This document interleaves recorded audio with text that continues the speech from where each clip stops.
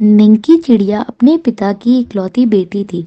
उसके पिता बाज ने उसकी बचपन से ही सारी ख्वाहिशें पूरी करी थी। बस यही कारण था कि मिंकी चिड़िया बिगड़ी थी, पर शायद बाज नहीं जानता था कि उसका लाड प्यार एक दिन इतना ज़्यादा बढ़ जाएगा कि मिंकी चिड़िया किसी के सामने उसकी इज्जत नहीं करेगी। ऐसे ही एक दिन घर में मिंकी चिड़िया की बुआ भूरी बाज आती है। मिंकी बेटा, तुम आज फिर ऐसे छोटे कपड़े पहनकर बाहर जा रही हो। दिखाई नहीं दे रहा? तुम्हारी बुआ जी आई है। अब जल्दी से आकर अपनी बुआ का आशीर्वाद लो। अजी आपने सोच भी कैसे लिया कि मैं पैर छूकर बुआ से आशीर्वाद लूंगी। देखिए मुझे बहुत लेट हो रहा है, मुझे अपने दोस्तों के साथ पार्टी करने के लिए जाना है। इसलिए अगर आप मुझे आशीर्वाद देना चाहते हैं तो ऐसे ही दे दीजिए।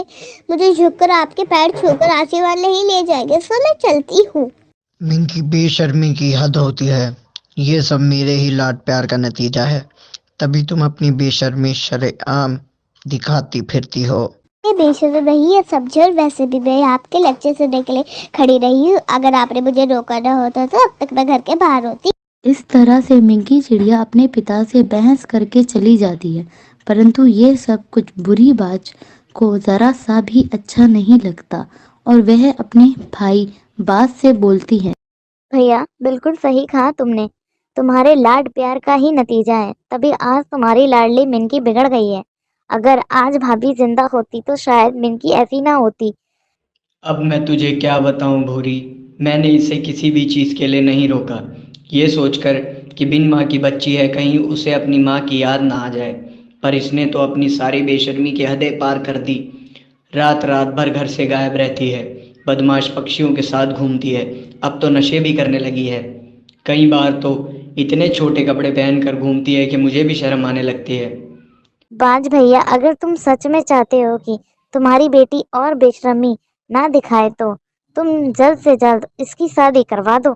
ये क्या है मेरी बहन, मैं अपनी बेटी को सुधारने के लिए सारे रास्ते अपनाऊंगा।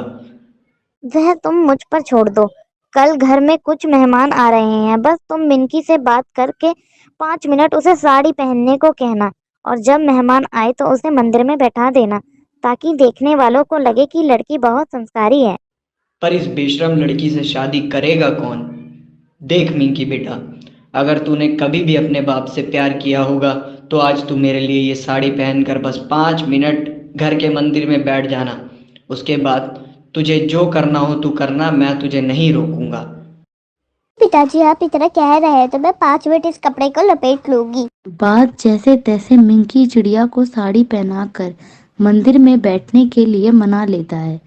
अब बाज यह बात बताने के लिए अपनी बहन भूरी बाज के पास जाता है और मिंकी चिड़िया अपने पिताजी और बुआ की सारी बातें सुन लेती है।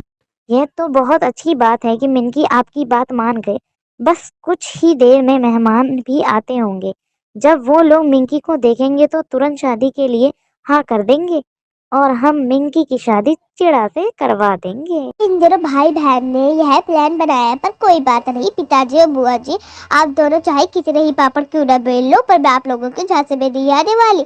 अब देखना मेरा कमाल। जैसे ही घर में मेहमान आते हैं, मिंकी चिड़िया साड़ी ना पहनकर तौलिया लपेट कर बाहर आती है और सभी मेहमानों के सामने बैठकर बदतमीजी करने लगती है। यह देखकर सभी मेहमान बाज को भला बुरा सुनाकर चले जाते हैं। मिल गई तेरे दिल को ठंडक, बेशर्मी की भी हद होती है। ऐसी बेटी होने से तो अच्छा था मैं तो बे औलाद रहता। अब यहाँ खड़ी खड़ी मेरा मुंह क्या देख रही है? निकल जा मेरे घर से, और फिर कभी मेरे सामने मत आना। इस तरह से बाज मिंकी चिड़िया को घर से निकाल देता है।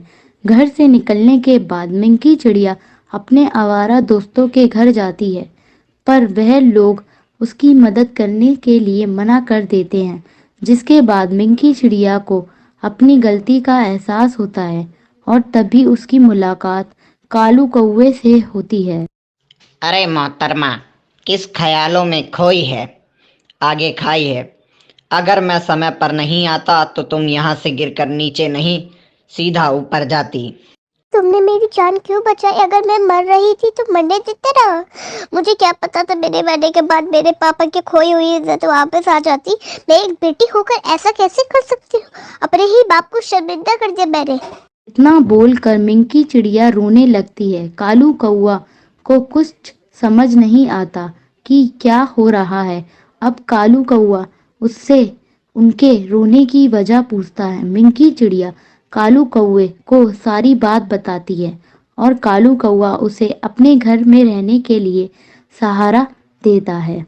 समय यूं ही बीतता है और देखते ही देखते उन दोनों को एक दूसरे से प्यार हो जाता है, जिसके बाद कालू कौआ शादी करके मिंकी चिड़िया के साथ उसके घर जाता है और उसके पिता से कहता है, अंकल जी, मैं जानता हूँ कि आप अपनी बेटी से बहुत नाराज है, उसकी शक्ल नहीं देखना चाहते, पर फिर भी आप उसे माफ कर दीजिए। माफ़ कर दूँ? कैसे माफ़ कर दूँ?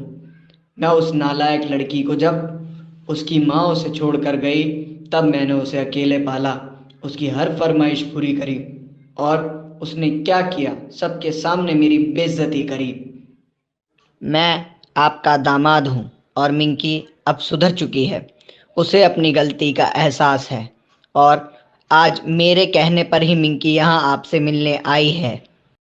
इस तरह से कालू कौआ बाज को सारी बात बताता है और मिंकी को उसके पिताजी के सामने आने के लिए कहता है। मिंकी, अपने पिताजी के सामने आ जाओ ताकि उन्हें विश्वास हो जाए कि उनकी बेटी अब बदल चुकी है। अब मिंकी चिड़िया अपने पिताजी के सामने आती है। मिंकी चिड़िया को साड़ी में देखकर उसके पिताजी बहुत खुश होते हैं और मिंकी चिड़िया को माफ कर देते हैं। आज तुझे देखकर मुझे तेरी माँ की याद आ गई। तेरी माँ भी बिल्कुल ऐसी ही थी, पर तू ऐसे बेशर्म होगी मैंने यह कभी नहीं सोचा था। मैंने उस दिन तुझे घर से नहीं निकाला था, खुद को तुझसे दूर किया था।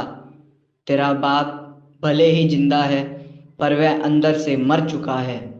जी मैं माफ़ी के लायक नहीं हूँ, फिर भी आप मुझे माफ़ कर दीजिए। अब मैं ऐसी कोई बेशर्मी नहीं करूँगी जिससे आपका सर नीचे होए। मैंने जो कुछ किया मुझे ऐसे सुधारना। इस तरह से बाज अपने कालू दामाद और मिंकी चिड़िया को अपना लेता है। बेशरम मिंकी चिड़िया की शादी एक समझदार काले कौए से होने के बाद मिंकी चिड़िया फिर कभी ऐसी बेशर्मी नहीं दिखाती और इस तरह से मिंकी चिड़िया काले कौए और अपने पिताजी के साथ एक खुशहाल जीवन जीती है।